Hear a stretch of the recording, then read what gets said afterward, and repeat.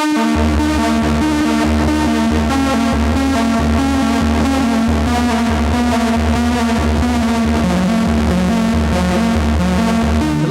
back to the Rack Pack. We are a modular synthesizer podcast. I am Blue Nautilus, coming to you from Seaside Modular headquarters in Los Angeles, California. We also have from the Modular Bias news desk, Oscidigi. Oh, that's me. That's you, yeah. Sorry, yeah. The music didn't cue you. We have from the Los Angeles Sequencer Museum, Moonbass Alpha. Yes, that's right. Thank you for welcoming me. And from the aviary, we have Stujay. Hey, everyone. I live in Los Angeles, coming to you from a very poorly lit room in Meridian, Idaho tonight. There we go. So, good to see you. Yeah, and we're missing our dad tonight, Synth Dad, because we're recording this in the middle of the night, Los Angeles time. We really wanted to get in an episode to talk about Knobcon, which is coming up in just about a week, and we're all excited to go. All four of us are going to be there. And Synth Dad was No, he's not coming to Knobcon anyway. He's blowing us off this year. So he has a life. Is that how you pronounce it, or life? Yeah. So that's too bad. Too bad Don't for him. talk to me about life. Not familiar with that. Well, so before we get into the Knobcon stuff, like what is new with you guys, music wise? What's happening? I'm excited about something. So for the past couple months ago, I took a bunch of modules out. I was doing a rearrangement of my rack, and then life got in the way. So the modules have just been scattered. It's been stressing me out looking at it. I suspect there are people listening who can relate to that. And finally, I had a couple nights where I actually had some time, and I finished that rearranging. All the modules are back in the various racks, and I'm actually capable of now making sounds and music with them, which is just such a good feeling knowing that I can. Very nice. And for some reason, I didn't realize what a weight it had been placing on me, but that has lifted. So when I'm back from Idaho, because I don't have my stuff with me, save for an OPXY and a Dreadbox Typhon, when I'm back in Los Angeles, I will be using my Eurorack. Go figure. So that'll be cool. So you actually had some restraint for your travel and just brought the OPXY and the Dreadbox Typhon to be driven by the OPXY. How's that been treating you? Phenomenal. It's a ton of fun. It's great. But then I'm torn because it's like, well, okay. I also have a Digitact and a Digitone. Why didn't I bring them? Should I have all three? But that's a separate subject. We can get into that. You missed them, right? XY travels well. It does. I have a similar feeling. Like I just got all of this back together and feeling like I can use it to make music again. And I've got everything like finally all the wiring working. I had to talk to consult with you guys on how to get my clock synced among all my devices, because I recently got the Digitact II, and I've got the new Oxy 1 Mark II. 3.4. And 3.4. I'm really been enjoying that and just starting to explore it. And now, like, we're getting ready for Knobcon next week. I'm going to be taking all of this apart again to make the little cases that I'm taking. You're taking it all with you? Not all of it, but like pieces of it. It's going to be watching incomplete. this on video, that entire wall behind him, he is disassembled. It's already been dismantled. And placing into a Pelican case of some size. Something like that. At some point, we should talk about how you're getting your modules there and whether that has been a source of stress for you. Well, we talked about it on a previous episode, and I thought a lot about the so-called SynthDad method of just putting a case into a suitcase and wrapping it up in clothes and stuff like that. But I don't know, made me nervous, and I'm going to be doing this a lot. So I went ahead and splurged for the Pelican case, and I've cut out a little hole for my Halliburton case. So now I got the case within the case. Yeah, is it weird to do the meta case within IC cases within cases thing? But you're checking one, right? That's the one I'm going to check that. I'm traveling with a Buchla music easel that I'm going to carry on. Same. That's my plan. Jeffy and I are... because otherwise I'd have to buy a giant case to put the case in. We are...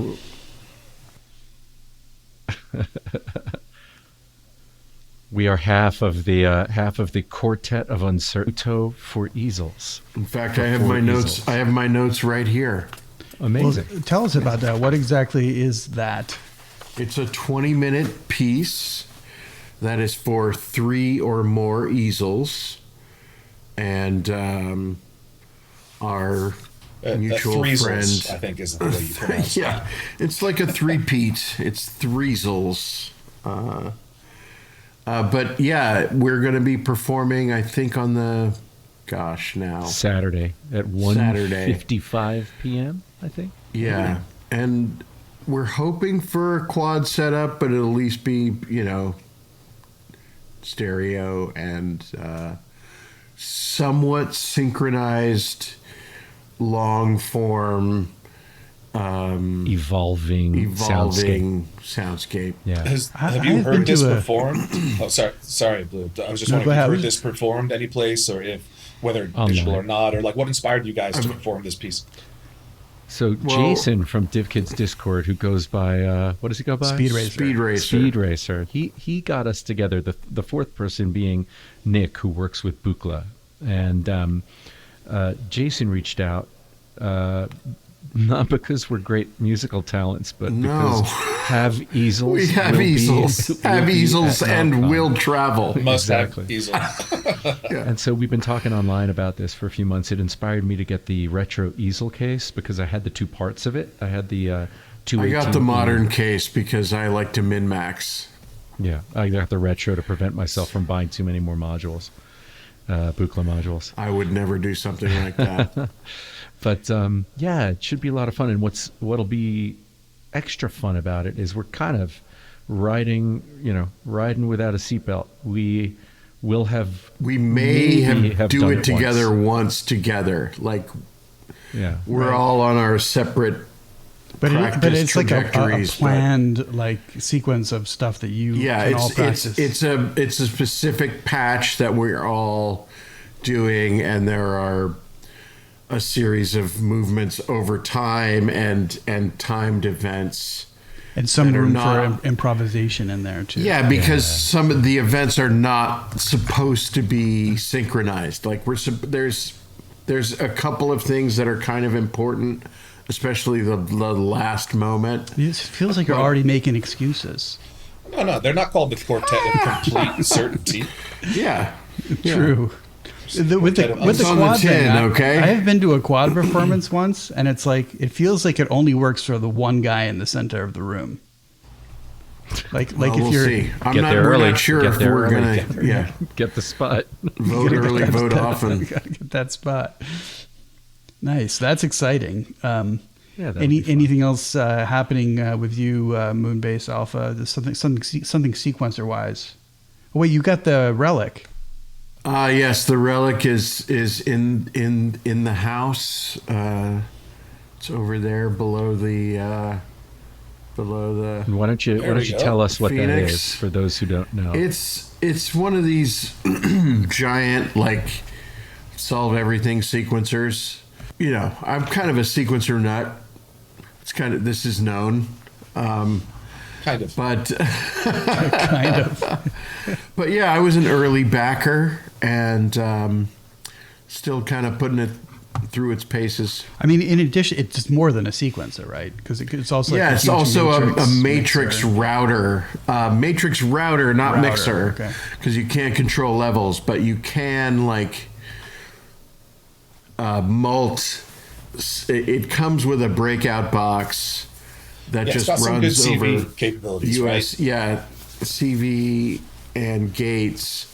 And the coolest thing is you can not only can you do things like mult signals to different places, but you can also sequence that as part of the sequencing. So you can send CV and or audio and different combinations to different destinations and have that be part of your sequence. So do you have kind of like an idea of what you wanted to do within your hybrid system, or are you just kind of dipping your toes into the relic waters, so to speak? Yeah, dipping my toes. I mean, I have various components of its capabilities elsewhere, but it's sort of brings a bunch of those capabilities together. So that's kind of cool. Speaking of sequencers, just a few days ago, Aura Music, for those of you, I don't know if anyone follows Aura Music, you should. Mm-hmm. His videos are marvelous. He's based out of Germany, big Italian guy, big beard. He did a special episode on sequencers, and he covers the Oxy 1 Mark II. He covers the Torso TS1, Metropolix. What else? A few others. It was nice because he sort of used them as examples of sequencer types, right? Yeah. And described how each one worked. I like that. XOX, and he goes through it. I think if you're a beginner, it's fantastic, and if you're not, it's fantastic because he talks about some sequencers you may not have tried, and maybe we can put a link to that in the show notes. I mean, also, so he's been working for Oxy, I think now. Yeah, it's about to say. Making some great videos. And I just, speaking of sequencers and the Oxy, I got this Mark II of the Oxy 1, and it was already an instrument that I really love. It's like the center, the brain of my system. And I don't know if this Mark II is like all that much better than the Mark I, but to have like your favorite instrument even get a little bit better just makes it's like so pleasurable. I love this thing so much. Yeah, it's really elegant. I feel like we're going to be seeing plenty of those at Knobcon if there's some live sets going on. Yeah, and I got the black one this time, which I wasn't into at first, but now I'm like totally won over by the black. It's really cool looking. Yeah, it's super good looking. Yeah. Yeah, black panel, Seaside, what? may or may not make an appearance at Knobcon. Black panel, who dis? Deciding. What's up with you, Oscidigi? What's going on in your studio? Well, yeah, I guess joking about black panels, I put a little story up, but it's just so ridiculous, the shipping situation right now, seeing all those posts on Instagram. Sorry, potential customers, we will not be shipping our products to the United States anymore. So ever again. Just such an odd thing to see. But anyway, luckily enough, I was able to get a replacement panel from Audio Parasites out of Australia. It landed, I think, the day before some sort of, shipping companies decided no mas. So yeah, I'm happy to get that in, swap that out. I took a 7U up to Mammoth Mountains over the weekend and got 0% time with it. So that's something I'm really good at is traveling. So this is with a hardware. panel for what? A panel for what? For the blue box. It's a blue box replacement. Blue box. It's a black panel for the blue box. Exactly, but they already have a black box, so you can't just call it a black and blue box. Is what I was kind of I was going for with that. But no, I've been doing. I think a few people might see some interesting T-shirts at Knobcon. We've been working on a couple things that to celebrate the scenery, so to speak, of Schaumburg. Speaking of which, are you guys excited to head out to the scenic hills of Schaumburg? Yeah. Yes, it is it's Moonbass's first Knobcon. Is it really? Yeah. Wow, that's gonna be fun. Oscidigi, how many? This is your second? Yeah. I skipped last year. I was there the year before. So if there is, what was our discussion? If there's a fire alarm this year, I'm sticking with causation is not correlation, or the other way around, I think is what. See, the thing is, like, we had a fire alarm 2 years ago, and it was very, very disturbing. But now we have we did this like trauma bonding. Like everybody who was there has this like shared experience of that night being out in the street in the middle of the night. 2 years ago? 2 years ago, yeah. You slept through it? Was I don't know if you were there. I don't think, no, Stu wasn't. I mean, No? sorry. I was there 2 years ago, though. He was. Maybe. Yeah. Maybe could it have been 3 years ago? I mean, I was only there for 2 of them. This will be my third. This is my third. This as is well. my first as an exhibitor. Maybe I pulled the fire alarm. It is Knobcon XIII Synth Mania. Yes. Synth Mania. Welcome to Synth So Mania. for those who haven't been, Knobcon was started by the suit and tie guy from STG Modular. He's quite an interesting character, and he's kind of omnipresent at the event. Guess how he dresses? Yeah, go figure, right? He wears like a plastic bag. Houndstooth. Oh, right, suit and tie guy. That's plastic bag guy. It's meant literally. Gotcha. So the whole thing happens in this hotel in Schaumburg, Illinois, excuse me, which is outside of Chicago. Is that near Downers Grove? I'm not sure. What's Downers Grove? It's another think a joke is coming. Place. It's a place. I didn't know if that was supposed to be a place. joke. If he's actually asking a real geographical question. It's a real place. Okay, Downers, just throwing out Downers random Downers suburbs. Grove. It's So where Emo Phillips is from. Oh, of course. You should have just said, is that where Emo Phillips is? All right, Yeah, I'm of course, just going to Downers mute Grove. myself. Who's Emo Phillips? So it's all in this hotel. There's several restaurants walking distance or attached to the hotel, walking distance, and there's a big room full of exhibitors. You've got all the manufacturers come, set up their tables, and then there are a few rooms, including an outdoor space, if I'm not mistaken. I could be mistaken. I could be mistaken about the outdoor space, but certainly a few rooms where there are performances. So I think there will likely be performance. I don't know if there are performances Friday night. I think there are. There are. Okay, so there's Friday night, there's Saturday morning, Saturday evening, there's a chill room, and then there's more of a dance kind of beat-focused room.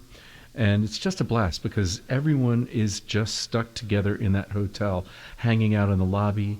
I know Speed Racer, for example, a couple of years ago he brought a Buchla system and set it up in the lobby, and everyone could just come and play with that.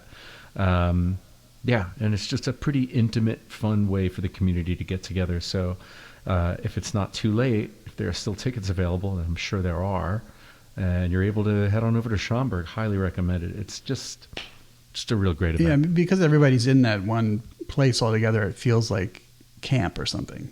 It's like you wake up and you go to breakfast. Serious and nerd camp. See the same thing. It's a serious nerd camp. Yeah. It's like you start talking about envelopes, and no one looks at you like you're crazy. Right. Yeah. And the and then conversation there's goes also on for 2 hours.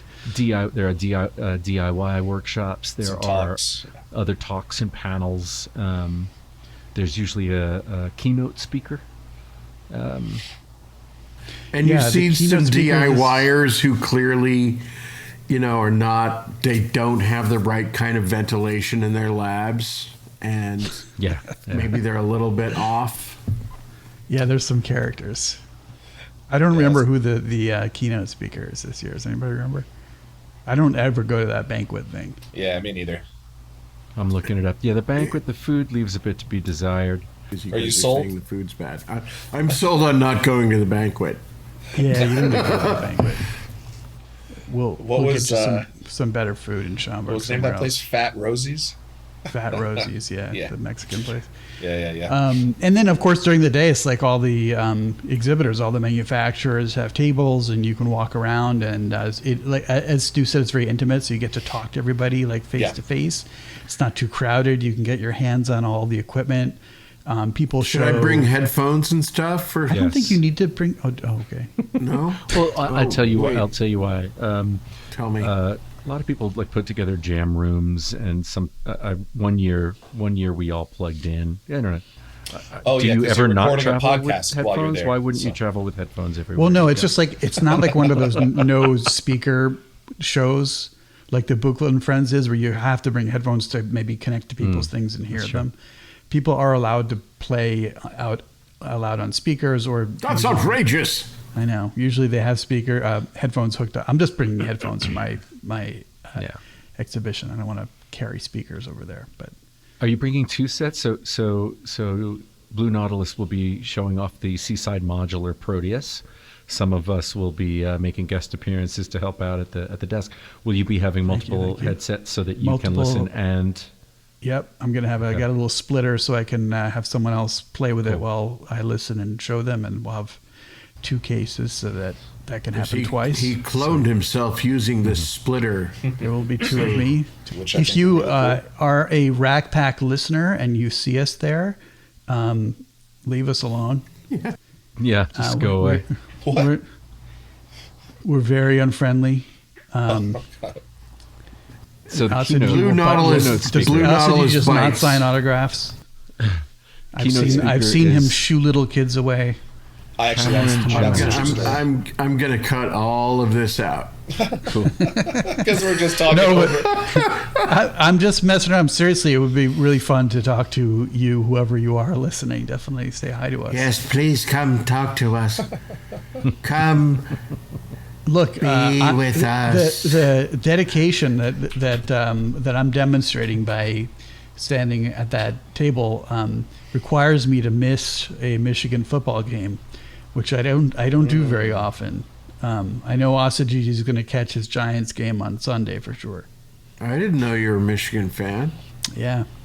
Yeah, I don't think there's a massive Venn overlap of football fans and modular fans, but at least there's a couple that's floating around. Well, there's that sports bar right next to the hotel that always has all of the games playing. It's good for that. Yeah. But what are you guys looking forward for from the actual exhibition? Any products or announcements or teases or manufacturers you're looking forward to seeing? I feel like, did it go in waves? Because I remember in 2023, it was kind of the year of the mixer, right? In fact, Blue Box came out that weekend. It was announced at Knobcon. So I don't know in 2024 though, was there a decent amount of module announcements, or was it kind of quiet? It was relatively quiet. I think you're right. There was a year when everybody would announce a new mixer. I think Zermixa was announced at the same time. Yeah. And also the board brain mixer, the Exelon came out then. Yeah. Is this a sequencer year? Like, what is there a theme you never going know on? ahead of time, but like I think actually, honestly, a lot of the module announcements have gotten sucked up into Machina Bristronica and Super Booth. Yeah. So it's like you can't be announcing stuff all year long. But Noise Engineering did tease something that we have different opinions on what that might be, but yeah, we'll see. What can we say about that? Because I know there is a product they've teased and we've seen it here locally in Los Angeles. I'd say it's one of their foundational modules that people love, and it's got a very exciting update, and that update includes the second screen in their lineup, which is pretty interesting. Cool. Yeah. Nice. Cool. And it's a really nice color screen. We've laid eyes on it. There's another confirmed module reveal according to ChatGPT. Oh. Ooh. The Hakai Labs Turbocharger. They have teased their latest module named Turbocharger, indicating it will be present at Knobcon 2025. I'm skeptical of this AI nonsense. Yeah, I don't know about this. Take it with a grain of salt, people. Well, I guess if we're talking about new, or at least modules that I think are going to be newish / demo there's only two at the top of my mind. The first is Isobar Industries. Is going to have a new module there. I'm not sure if it's his first feedback module. I know he's a huge fan of feedback. So I just have to get there and see the thing. But I know it's good. The panel is going to be gorgeous because everything that Alec does is just the attention to detail and the graphic design skills are impeccable. And then I think there's a Satonics and Robots Are Red distortion module coming up. Headbanger, Headringer, something along those lines. They had a really gnarly teaser a couple weeks ago, and that will also be at the booth. It sounded fantastic. So those are the only two that I have off the top of my head. Interesting. Yeah. The other one that I am really curious to see is Infrasonic Audio has a new module that's a collaboration with another company. I'm not sure if it's dual branded or if Nick from Infrasonic Audio just helped to make it, but he always makes really great stuff. They make that Warp Core module, and he's got some other neat things. I would love to have that Warp Core. Yeah. Yeah, I'm really curious to see what he's made next. So I don't know if anyone heard it. I said it. We were all talking over each other earlier, but the keynote speaker at Saturday night is Cameron Jones, the co-inventor and principal software architect of the Synclavier, one of the most iconic and groundbreaking digital synths ever made. Cool. So that will be at the Golden Knob Banquet. I have their Synclavier Regen. The Regen. Yeah. What do you think of it? It's great. The UI, UX takes a little bit getting used to, but it makes great sounds and it's hugely powerful. Cool. Very cool synth. So I've got a question for you, Moonbass Alpha. We were chatting earlier. Yes, I was thinking I had to remember what that name was. I do it with myself. I'm Stujay. I have to remember that. But we were chatting earlier, and you said you are considering shrinking down your Eurorack collection. And then we stopped on purpose because Yeah. I wanted to ask you now, what gives? What's the thought process? Smaller setups have just been more attractive to me recently. I've been gravitating toward these smaller, sort of self-contained systems. And then how will you decide? Are you thinking of eliminating all your Eurorack? No, because there's Okay. too much about Eurorack that is unique to Eurorack that I love. We can't have you on the podcast after that. No, I know. With a It's rack. like, it's like, Yeah. So how do you Yeah. decide? Just like the What's- stuff that isn't racked and you aren't using. I have enough stuff that it's going to have to happen in stages. But I've got an Amalgamod case built. I've got like 2 tiny Storm Nest cases built. Can you see my finger? That's a storm nest hiding right down there. Oh, there you go. I haven't even opened it or done anything. I was debating. So this is the ultra thin Rides in the Storm case. It is so thin you wouldn't believe it's powered. Can it fit modules? Do modules go in it? Well, if they're, shallower than Little 34 itty-bitty millimeters. Nothing from Dover. But, a lot of, there's Does Daisy stuff Proteus that fit in fits there? and That's a good question. Yeah, somebody stick it in there and see. remember. Sure, I like Both that. of mine are in my Amalgamod right now, but I'm just with how I want to do things nowadays. I'm thinking like, Digitact as a drum machine plus my whole small. Even the Amalgamod case, which is a decent size, it's like, that plus a Digitact, there's not much I couldn't do with that combo, Whereas trying to build drums in Eurorack just by itself it's like, that's like the siren song for me. It's like I've been lured into those rocks so many times. Like, funny way of putting it, yeah. let's build Eurorack drums, and it's like, I mean, drum modules are the one thing I could see myself purging one day, because it's true. It is. it's a nightmare. It's like a unwieldy, and like something like the Digitact can do the drums so well. Why would you need to go through the trouble? Or I have or purged a and reacquired Rample, drum or modules many Yeah, I a have the Rample, Bitbox Micro. Stu, you've done that. You've purged your drum. I've modules? purged. I had virtually all of the WMD modules, which were incredible. I no longer have any of those of their drum modules. I've never gotten rid of BIA. Basilis was probably my first drum module, one of my first modules. I have never let go of that. It's just too classic. It's a ton of fun. I had all of the the new SSF entities. I have SSF sold- Ultra Kick is so badass. I've It sold really is. all but the Ultra Kick. And That's the one that remains. I really, really, really loved the Metalloid percussion, but I too shrunk down a bit because I was having decision paralysis. Instead of making music, I'd go in there and look at this wall of modules and not know what to use. And it harkens back to my first days of Eurorack when I had a half-filled Make Noise 7U. And you did so much with and it. I made so much more music back then with a Yeah. half-filled 7U case than I do with my wall of my Needham and the satellite spaceship. racks Your and the spaceship. spaceship. And it's cool to look at, and people go ooh when they see it. But what I don't do is make as much music with it. I mean, I So- can tell you, I just got a new mixer, and so like I unplugged a bunch of stuff, and then suddenly it was like, oh gosh, what can I just? I don't have 4 hours to like plug all this shit in, so let me just build a little setup. And it's like I've made tracks on Ableton Move and a pedal or two, or Ableton Move with Octatrack and EasyBot's templates. And after doing that a bunch, you're like, oh, okay. Of course, if you take it to its natural extension, right? start out with, I don't like using a laptop, right? Because I want to touch something. I want to put my hands on things. So I'm going to go for Eurorack. It's really hard to make percussion. What a pain in the ass to make percussion on Eurorack. I could do that on Digitact or my Octatrack, right?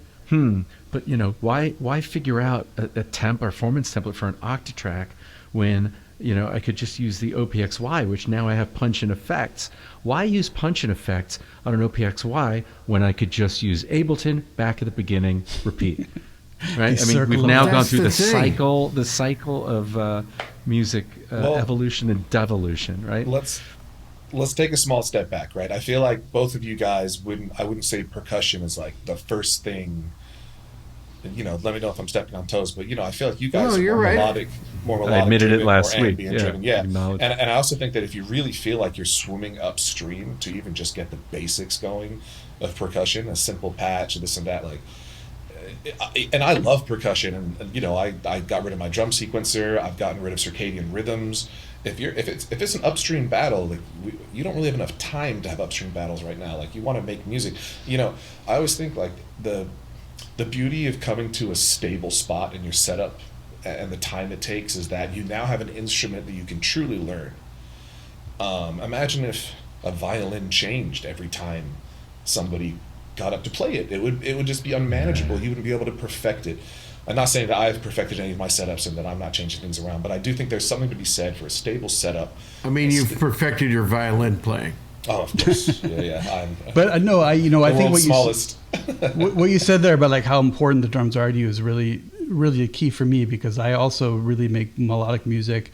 The Ultra Kick, I love that thing. It is really amazing, but I don't really care about my kick drum that much. I'm not doing techno where the minute sculpting of the kick really, really matters to me. I just need it to thump a little bit. Well, and I don't want to Maybe you're not doing enough techno.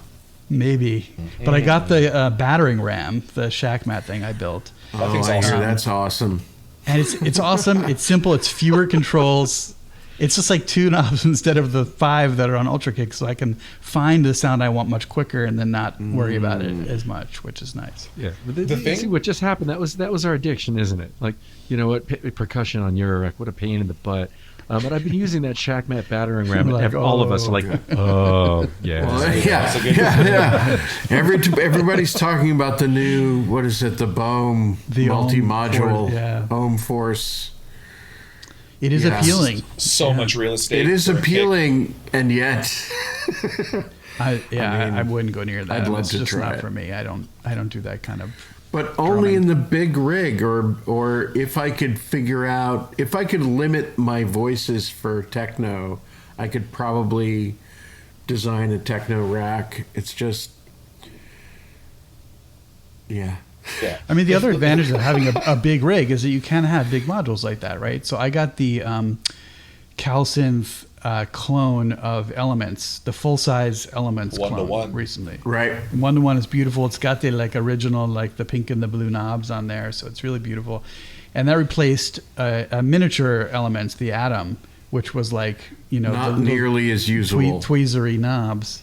And if I didn't have a case this size, I would not be able to stick that Elements in there because it would take up the whole thing. So.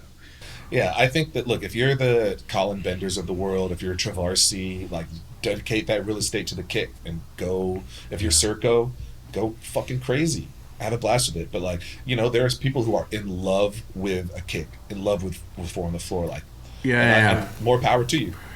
Yeah, I want to spend 2 hours designing my kick and my rumble before I go on to the rest of the track.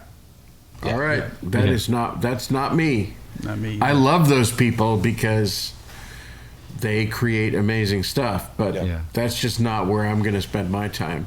I downsized. I got rid of 3 WMD percussions. I kept Fracture. I want to say I kept Fracture, kind of like the stereo texture. It's a sample-based module. I just love that thing. And then Trinity 2.0, which kind of condensed everything, and I'm still learning that, but I really enjoying that percussion module. But from afar, the Shackmat lineup looks so good. What's their hi-hat? Is it Archer's rig? The hi-hat module sounded so good. Yeah. Hey, speaking of hi-hats, what happened to the WMD spin-off hi-hat? that Alex was making, and maybe that That's a will good question. finally make an He appearance. will be at Knobcon. Superbooth, so perhaps Is that we can ask him. AMMT? Amped? They had a different. AMMT, yeah. By super booth, do you mean Knobcon? Knobcon is that's exactly Okay. right. Just making sure you're listening. Yeah. Oscidigi, where's your system at lately? What are you focusing on? I mean, I know, but tell the people. What are you focusing on? How are you viewing your system? Are you know? growing? Are you growing? Is it well? Please tell him. Please. I know you've been into scratching and doing amazing things with No, that I'm type still of technique. I'm still all but over the place right now. I think. Are you that- growing? Are you shrinking? Are you staying the same? Yeah, I've had a bit of a vinyl bug lately, but luckily enough, I think you can see behind me there's an IntelliGel 7U, which Moonbass Alpha nicely loaned it to me for most of the summer, so I've really been enjoying that. Comparing it against the brand new Mafaco 7U, which had significant differences. You can't. I don't know. Let's do something fancy. Can we do this? Yeah. And then can we go over here? Yeah. All right, so- Okay. So this area theoretically should have two 7Us on it eventually, and maybe on an arm so it can come over the tables. But yeah, I've been really enjoying the vinyl aspect lately, and I really want to. I've got two channels of modular piping into my Zone 96. I've got two tables piping in. Then on the Sen, I'm going into my Octatrack. Then I'm going into an isolator from Teal Electronic, and then back into the mixer. So really, the Octatrack has to do a lot of heavy lifting for looping and remixing and things like that. But I want to be That's able cool. to, live play on top of the loop bus. So I can't close the loop bus. That's what I'm trying to figure out from a technical standpoint right now. But Is there like a final verdict on that case comparison, or is it just a case of competing pros and cons? Well, the new IntelliGel case isn't actually released yet, right? The one that they announced back No, at Superbooth. and I'm so left on red.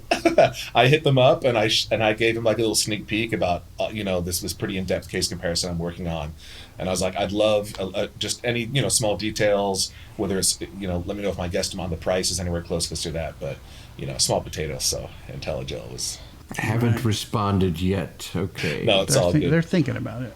Are they No, coming to Knobcon? it's when that new case comes out, it's pretty much solving 99% of any issues you're going to have with the case. But the question is, how hard is it going to hit your wallet? Just and like their new mixer, their new desktop mixer. Yep.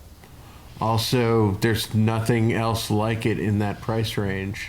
Except I don't know. I'm a fader guy when it comes to mixers. I have to have my sliders. I don't like Yep. knobs. Yeah, I mean, I like faders too, but give me two stereo sends on something that's under $1,000. And relatively Well, compact too. the Exelon has that. I got to say, right behind me here. Well, but like it's not a standalone. Like Eurorack mixer, yeah. I mean, I love that thing. I'm saying we there's have the no Exelon, yeah. there's no desktop mixer Right. that has that particular combination of features. Speaking of desktop mixers, we need to figure out how many L6s we're bringing to Knobcon.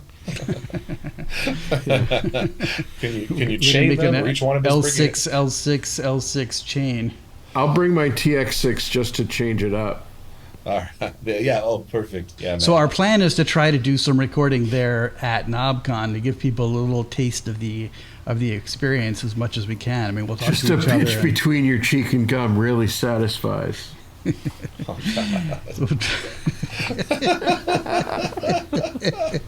Yeah. So we will be doing an episode from the knob. from the Wow. con. Not from the Golden Knob. Are we doing this in public? Are we doing this? I think we'd like to do some recording in public. Yeah, like maybe set up out in the lobby a bit and get some people to walk by and talk to us, tell us how they're enjoying the con. Are they going to talk to us though? I'd like to just grab a stranger checking in, having no clue what they've actually walked into. Right. Yeah, someone who's there for a completely different reason. Like, That's always. Remember my last act. year there was like a wrestling conference going on at the same time. Maybe that's where they got this Synthmania idea. But there were like actual pro wrestlers in the hotel in the lobby. that's like, just going to That was confuse last year, people. wasn't it? I was there Sorry, last year. You were there, yeah. All right. I'm not crazy. You're crazy. I am crazy. Okay, I'm just tired. But there's also plenty of friendly faces that'll come by that will talk to us. And some unfriendly ones. We'll try to get the crabbiest looking person in all of Knobcon to talk to us as well. Yeah, that'll be Oscidigi. It is? All right. Well, it depends. Depends how the flight goes. It's been a few months since I've been on a completely flight. serious right now. Oh, boy. Well, looking forward to reporting back once we're there. Yep. And how can folks find us? Well, first of all, people can find us at Knobcon. We're gonna be there. We're gonna be around. They can stop by the Seaside table. We'll have some Knobcon stickers. Theoretically, some T-shirts should arrive. So if you see large men in purple, there might be a chance to see there's SDG guy Or blue. Or us. Or Barney. Hoping for the shirts. Oscidigi, what is our social media for the podcast? It is at Rack Packed Podcast on Instagram. Excellent. I remember that one. Fantastic news. Nice. Just Rack Packed Podcast on all your major podcasting platforms. I don't think there's really anything to email to us, so I need to mention that incorrect email again. And I think at the show we're going to record, but it won't be kind of like a live stream. I think that's important to say. So I'm sure there's a few people we'll want to chat to, and maybe We don't have that kind of technology right now. No, we're you can not see how like well that. it's going now, and it's not even Yeah. live. So. Yeah. But anyways, thanks for listening, and we're as you can see, we're having fun doing these. We got plenty more episodes lined up, so stay tuned and make sure you subscribe so you can hear all the rest of us. See you soon. All right. Talk to you soon. See ya. Bye.